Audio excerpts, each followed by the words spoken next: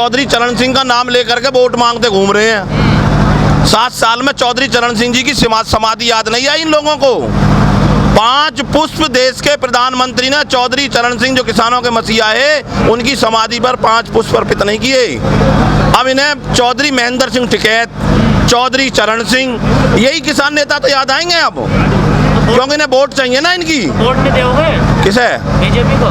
BJP की सरकार है, अब की बार मोदी सरकार को वोट नहीं है। यहाँ पर ये कारपोरेट घराने की सरकार है, इसका पूरी तरीका से हमने खंडन कर दिया। लेकिन जो योगी सरकार है, जितने भी गांव रहे हैं जहाँ बिजली नहीं पहुँच पाई थी, कुछ गाँव में बिजली पहुँच गई है, खंभे कट गए हैं, मीटर लग गए हैं, अब तो अच्छा काम हो रहा है। मीटर कहाँ लग गए? बिजली विभाग मीटर लगाता है किसान के घर पे। बीजेपी के विधायकों के घर पे मीटर लग रहे हैं, बीजेपी के सांसदों के घर पे लग रहे हैं। जो शोषण किया जा रहा है वो सिर्फ कमजोर लोगों का किया जा रहा है यहाँ पे। परेशान क्यों है इतने? उत्तर प्रदेश नंबर 1 तो बन गया है। हाँ, नंबर 1 बन गया है। कलकत्ता के फ्लाईओवर को ला करके उत्तर प्रदेश में जमा दिया गया है। अमेरिका की फैक्ट्रियों को ला करके गौतम बुद्ध नगर में जमा दिया है। आप गए हो जेवर में? जहाँ पर एयरपोर्ट बन रहा है वहाँ से 6 गांव जो विस्थापित किए जा रहे हैं, 4 गांवों की क्या हालात है देखा है आपने जाकर के? किसी की हिम्मत है मीडिया की चलाया जाकर के इसके खिलाफ?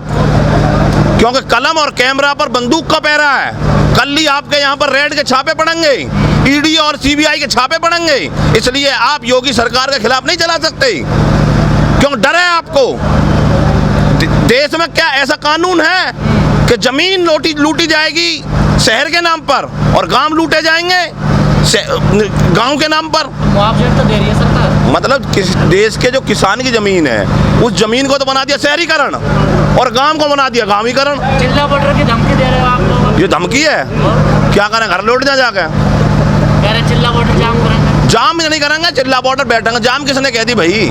किसने कही जाम? बैठना जाम है, आप तो जाम ही करते हो ना। नहीं, हम बैठते हैं, जाम नहीं करते। जाम करते हैं वो, हम जाम नहीं करते, हम बैठते हैं। पिछले 9.5 महीने से बंद है रोड देश में। कहाँ रोड बंद है? सब चल रहे हैं। कौन सा रोड बंद है? गाजीपुर गए हो? कौन सा रोड बंद है? और तो एक साइड हमें दे रखी भाई, हमें जान दो दिल्ली, रामलीला ग्राउंड दे दो, हम तो वहां जाकर बैठ जाएंगे। ये रामलीला ग्राउंड इनका है, रामलीला ग्राउंड किसान का नहीं है क्या? अब से पहले उसमें आंदोलन नहीं हुए क्या? जंतर मंतर पर आंदोलन नहीं हुए क्या? तो सरकार ने मना कब किया दिल्ली जाने के लिए? तो खुलवा दो बैरिकेडिंग, मना नहीं किया तो।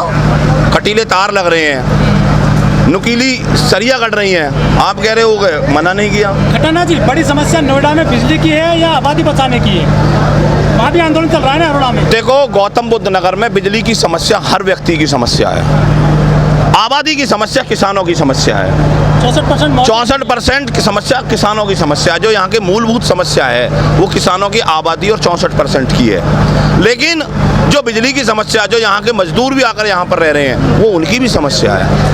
हम सबकी समस्या उठा रहे हैं, ऐसे नहीं है हम विशेषकर एक ही पक्ष की समस्या उठा रहे हैं, यहाँ सबकी समस्या है ये। और बिजली में बहुत बड़ी धांधलेबाजी नोएडा में है। आपको आश्वासन मिल जाता है तो खत्म करोगे पंचायत आज? नहीं, आश्वासन पे क्या करेंगे खत्म? आश्वासन मिलता है ना? आश्वासन पे नहीं करेंगे। जो कुछ हमारी समस्या है, जो इनके स्तर की है उनका निस्तारण, जो इनके स्तर की नहीं है उनको ये कहें कितने दिन में हम करा देंगे। सुभाष जी, क्या लग रहा है, मांगे मान जाएंगी आपकी? भाई मत, हम तो कह रहे हैं मांगने को रहे हैं, हम मनाने को आए हैं और इनको आपके वैक्सीन लेकर आए हैं, पूरा इलाज करके जाएंगे। अच्छा, अगर इन्होंने नहीं मानी तो इनको तरीका भी हमने ढूंढ लिया। अब क्या है, अब जो लड़ाई है ना, अब ये लड़ाई जो है ना बैठने की नहीं छोड़ी इन्होंने। इनकी समझ में जब आती है जब लड़ाई बॉर्डर पे पहुंच जाती है, और बॉर्डर इनकी वैक्सीन है। अब इलाज वैक्सीन को वहीं बॉर्डर पे ही करेंगे अगर ये हमारी मांगे नहीं मानते तो। लड़ाई बढ़ती क्यों जा रही है लगातार? भाई काम करने को थोड़ी ना, भ्रष्टाचारी को आया, ये भ्रष्टाचार करने को बैठे बढ़ेगी ना, कहा होएगा? भ्रष्टाचार को खत्म कर दिया मोदी जी ने। काहे को खत्म कर दिया? चोरी खत्म हो गया पूरे देश से। अच्छा, काहे तावे मोटरसाइकिल चलावे ना गाड़ी चला? तेल का रेट है 101। कितने रुपया को आ रहा है बाहर से? 40 रुपया को 101 में खरीद रहा तो भ्रष्टाचार ना आयो? जो 40 रुपया का चीज आ रही है और वह 101 में खरीद रहा किसान या नौजवान। जो देखो, हर आदमी पे भार पड़ रहा। कोरोना समय पे आदमी वर्ग इतना टूटा हुआ जब कोई हिसाब नहीं, पर इनका इलाज जो ना भाई, इनका इलाज यू किसान ही करेगा। आज लड़ाई किसान ने समझ ली और सोच ली, और ये पक्का थे कि कुर्बानी होती हो, इनका जो समय होता है वो करें, हम तैयार हैं। हमारी मांग है कि जो किसानों के खिलाफ में इन्होंने गलत बिजली के बिल कर दिए हैं उनको ख़त्म करें, कुछ रिपोर्टें दर्ज कर दी हैं उन रिपोर्टों को दर्ज को ख़त्म करें, और जो अवैध उगाही है देश क्षेत्र में उस अवैध उगाही को पूरी तरीक़ा से ख़त्म किया जाए। यहाँ पर कुछ जो अधिकारी हैं उन्होंने अपने अपने अधिकारी छोड़ दिए हैं और उन्होंने गाँवों में अवैध उगाही का धंधा शुरू कर दिया है। क्या बिजली चोरी के मामले भी हैं? बिजली चोरी के मामले कहाँ होते हैं? बिजली कौन चोरी कर रहा है? हम थोड़ी कर रहे हैं बिजली चोरी। अरे ये तो ऐसे है कि विजिलेंस जाती है, कहती है कि हमसे समझौता करो, हम कहते हैं हमारा कोई चोरी नहीं है, हमारे ही घर से केबल उठा करके तार पर लगाते हैं और फिर समर चला करके पानी पीते हैं और उसी को चोरी दिखा कर चले आते हैं। ये भी हमारे पास में इनका रिकॉर्ड है। ये पूरे भारत में बिजली विभाग से ज़्यादा भ्रष्ट कहीं नहीं है। सबसे ज़्यादा भ्रष्टाचार बिजली विभाग में होता है, और भारतीय किसान यूनियन का जन्म भी बिजली विभाग के ही कारण हुआ था। लेकिन नोएडा में तो बिजली बढ़िया आती है, नो कट जोन है नोएडा तो। कौन कह रहा नो कट जोन है? नोएडा कौन कह रहा नो कट जोन है? आप कह रहे हो नो कट जोन है? नोएडा में किसानों की जमीन को छीनने के लिए नो कट जोन होगा।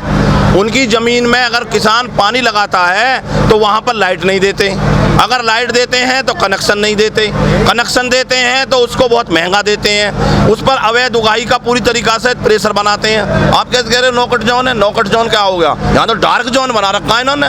नो कट जोन तो अलग चीज़ होती है, डार्क जोन बना रखा है नोएडा, आपकी जानकारी में नहीं है। मान लेंगे आपकी मांग हुई आसानी से अधिकारी। अच्छा, कैसे मानेंगे? आसानी दिख रही है तुम्हें जैसे हम आए हैं? बस तुम क्या चाहो पहले तुम बताओ, मीडिया वाले हो। ये आसानी है जैसे हम यहाँ तक आए हैं, अब आप बता दो किस तरीक़ा से मानेंगे उसे मना। 10 दिन से बैठे हैं आपके पीछे किसान, उनकी बात नहीं माने।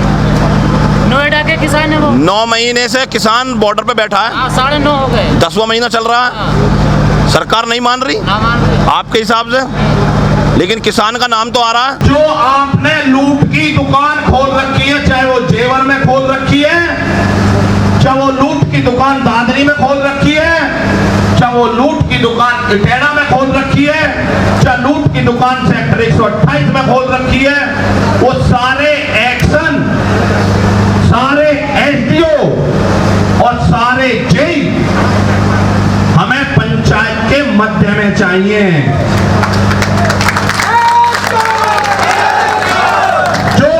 करेगा उसे गलती का एहसास जब तक नहीं होगा, उस पंचायत का कोई फायदा नहीं कि गलती करूं मैं और एहसास करें मेरे बड़े बुजुर्ग। 5 मिनट में कर रहा हूं, 5 मिनट में। जो एक्शन अभी बैक को जो एसडीओ और जो जेई जिनके व्यवहार गलत हैं, जो उपभोक्ताओं से बात करने में भी उनकी भाषा गलत है, वो हमारे बीच में होने चाहिए चीफ साहब। दूसरा, भाई सुनो, आराम से बैठ जाओ भाई। दूसरा चीफ साहब, अवैध उगाही का पूरा उदाहरण आपके विभाग से हमें मिल चुका है।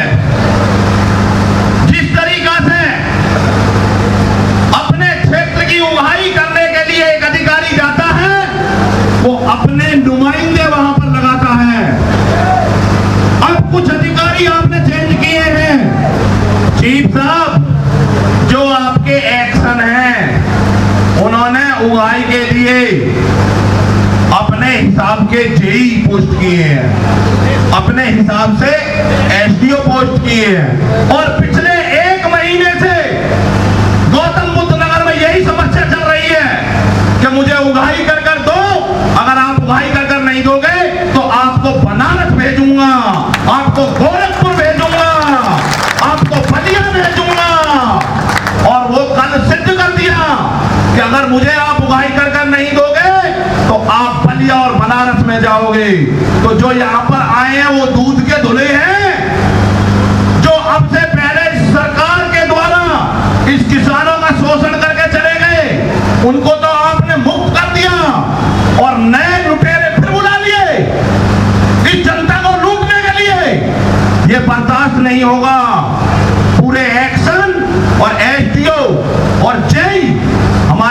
होने